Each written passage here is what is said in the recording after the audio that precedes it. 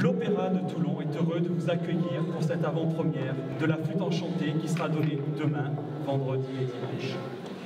Je tiens à vous informer que certains solistes sont dans un état grippal. Ils ont tenu malgré tout à assurer cette répétition générale. Veuillez les excuser par avance s'ils venaient à s'économiser. Nous vous souhaitons une excellente fin d'après-midi. Ok. Accord de l'orchestre quand tu veux. Je suis Anthony Duclos, je suis le régisseur général à l'Opéra de Toulon. C'est le chef d'orchestre de l'ombre, même si j'aime pas trop le terme. Pour moi, il n'y a qu'un seul chef d'orchestre et c'est celui qui est dans la lumière. C'est le fait de tout coordonner. C'est vrai que sur le plan du jeu, c'est de pouvoir mettre en œuvre tous les services pour que le spectacle se déroule le mieux possible. J'ai grandi moi à l'Opéra de Bordeaux avant d'arriver ici. Mes parents travaillaient à l'Opéra de Bordeaux, donc je n'ai connu que ce milieu-là en fait, moi. Donc mais je sais que j'ai énormément de chance d'évoluer dans ce milieu et de pouvoir y vivre. Ce qu'ils m'ont transmis, c'est la façon d'évoluer dans ce milieu-là. Passer à un monde à part, où il y a des codes.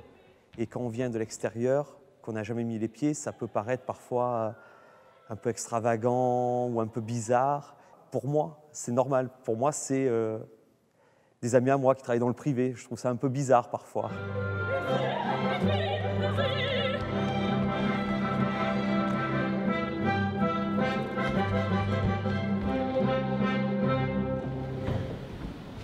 Je m'appelle Nathalie Grisel, je suis décoratrice à l'Opéra de Toulon depuis 1998. J'entame ma 20e année in situ. Je suis venue ici par un désir, c'est-à-dire de travailler dans le milieu artistique de toute manière, dans la peinture, dans l'art. Je venais secrètement les dimanches en matinée regarder les représentations au Paradis, donc au moins cher.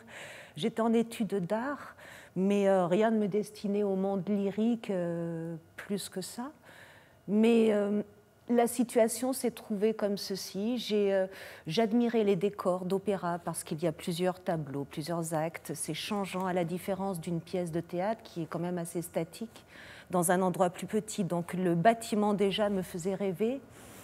Ce qui s'y passait aussi, et alors le fait d'intégrer l'équipe décorative, pour moi, c'était, on n'y pensait pas, c'est arrivé.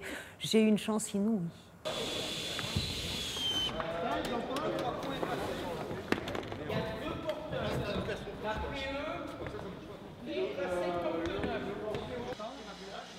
Alors en fait, pour faire court, j'étais cascadeur et ma grand-mère était habilleuse ici.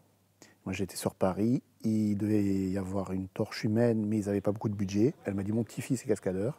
Je suis venu ici et j'ai découvert le spectacle vivant parce que moi je travaillais pour la télévision. Ça m'a plu et j'ai gardé toujours un contact et quand j'ai voulu un peu changer, je suis intégré à l'opéra. On apprend à apprécier. Je ne sais plus qui a dit ça, c'est pas de moi, hein. Mais quelqu'un a dit un jour, le technicien est le seul qui travaille vraiment pour le spectacle parce que c'est le seul qu'on ne voit pas. Tout artiste, que ce soit un musicien ou quoi, travaille un peu pour lui, il pense à son image. Nous, on pense vraiment au spectacle. Et ça, je pense que ça s'apprend. Soit on l'a, soit on l'a pas.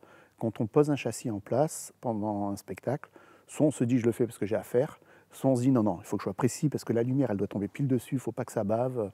Ouais, ça s'apprend à aimer. Moi, je sais, pour moi, d'être à l'opéra, je le dis encore aujourd'hui à mon âge, c'est une fierté de travailler dans ce bâtiment, parce que c'est quelque chose qui nous fait vibrer, quoi. Et une chance aussi. Voilà. Une chance, parce qu'il n'y a pas tout le monde qui travaille ici. Mais c'est sûr, il faut aimer. Déjà, il faut aimer ce métier, après. Et après, il faut progresser. Quand on dit progresser, c'est ce que je dis encore aux jeunes aujourd'hui. C'est faire des formations, faut sans arrêt se remettre en question, évoluer. Et évoluer, c'est quoi? C'est pas dépasser ses camarades de travail, c'est d'être bon techniquement. Parce que ce qui compte dans cet opéra, c'est qui fait vivre l'opéra. Ce qu'on ne voit pas, les gens de l'ombre, c'est qu'on apporte notre touche à tout. Vous voyez? Donc c'est ça. Moi, ce qui me fait vivre, c'est ça, là, pour moi. Et c'est pour ça que, comme je dis, je veux le transmettre, ce savoir.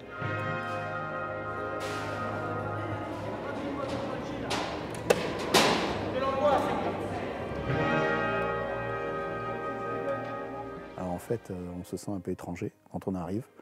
Et puis après, on intègre la famille avec ce qu'il y a de bon et ce qu'il y a de mauvais. Ce qu'il y a de bon, c'est tout le monde connaît tout le monde. Et ce qu'il y a de mauvais, c'est que tout le monde connaît tout le monde. On est 160, 180 à peu près. Donc on est encore une famille où on se connaît tous. On va à l'Opéra de Paris, ils sont 2000. On ne peut pas connaître tout le monde, savoir le prénom des enfants, tout ça. Donc c'est aussi une chance qu'on a ici. La famille, je la ressens, et c'est encore une chance dans notre milieu que de pouvoir choisir plus ou moins le neveu ou enfin des gens qui sont formés ou qui seront formés chez nous, mais dont on a connaissance du lien familial. C'est une chance inouïe, donc ça nous met finalement tous dans le même bateau. Notre mot d'ordre, évidemment, c'est la levée de rideau, c'est l'ouverture. Et je pense qu'à bien connaître les gens, on travaille mieux finalement. La passion se transmet ici, parce qu'ici, comme je vous dis, c'est une famille qui se soude parce qu'on passe plus de temps à l'opéra que chez nous.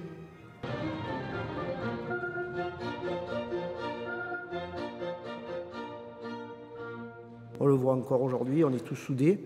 Quand on rencontre des difficultés, au niveau même sécurité, on doit mettre tout en sécurité. Et c'est ce qui nous amène à aimer ce métier. C'est pas évident, c'est pas évident. Il faut beaucoup de... Après, on nous respecte en tant que technicien, mais il faut beaucoup de tact. Hein. C'est vrai, je me rends compte en parlant avec vous, il faut s'adresser à tout le monde sans froisser tout le monde. Alors, vous êtes là, vous portez un truc de 10 mètres, personne n'est dans la lune, pousse tout.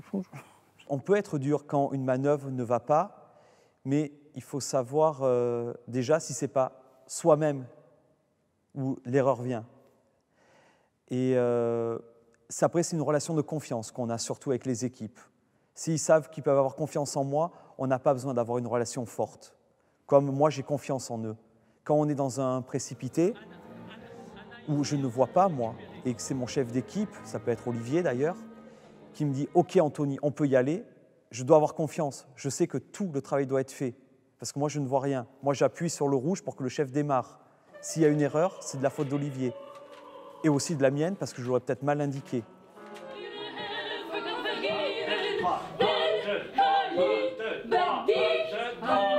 Attention ici, ça presse. Ça vient. Pam, pam, pam, tim, pam, tim, pam. Au fond, installez tout ça. D'accord, super. Je m'appelle Kathleen Imbert, je suis la chef costumière de l'opéra. On a davantage de relations avec les accessoiristes ou les techniciens de scène, vu qu'il y a pas mal d'accessoires de nos costumes qui leur servent et qu'on récupère dans les loges, ou alors eux, ils nous les récupèrent sur le plateau. Après, on s'organise en fonction de l'endroit où on se trouve au moment du spectacle pour que ce soit eux qui récupèrent les accessoires, soit nous. Donc il y a une bonne entente sur ça. On s'entraide. J'aime bien quand même l'opéra, dans la mesure où ça permet de changer chaque mois. En fait, on a une nouvelle production, donc on change d'univers, et c'est ce qui est intéressant. On a une autre équipe qui arrive, un autre metteur en scène, un autre chef d'orchestre, d'autres solistes, donc des façons totalement différentes de travailler à chaque fois. Donc nous n'avons jamais réellement une routine dans le travail.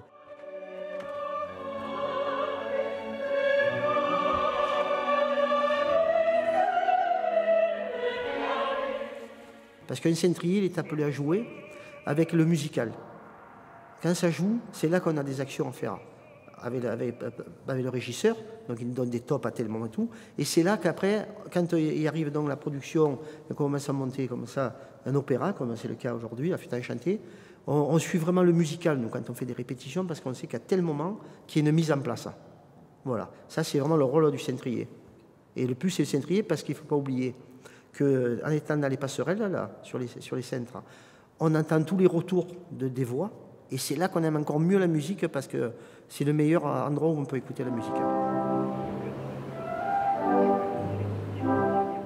La flûte, oui, c'est un mélange contemporain-moderne. C'était quelque chose d'original, de nouveau, où ils ont mélangé science-fiction avec Star Wars.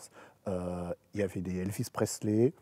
C'était un millimélo d'un peu tout. Alors, c'est vrai que quand tout arrive, petit à petit, les costumes, quand on reçoit des États-Unis un Star Wars ou Elvis, on se dit, mon Dieu, dans quoi on va se lancer? C'est n'importe quoi. Et puis après, c'est vrai que sur la scène, avec les lumières, le décor, tout prend forme, mais j'ai bien apprécié. C'était pas mal du tout. Puis bon, La Flûte enchantée et La Reine de la Nuit, déjà l'air extraordinaire.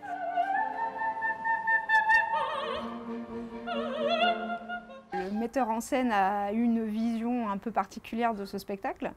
On avait un petit peu des craintes sur la réaction du public par rapport au choix des costumes.